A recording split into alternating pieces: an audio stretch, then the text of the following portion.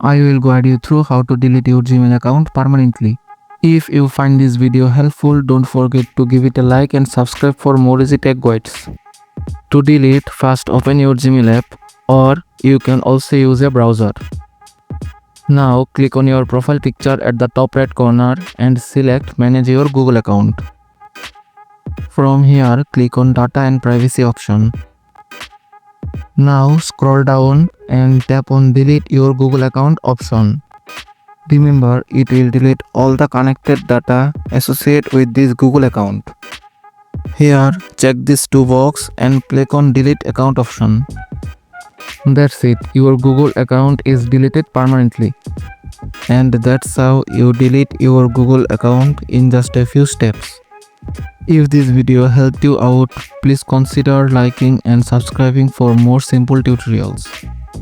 Thanks for watching.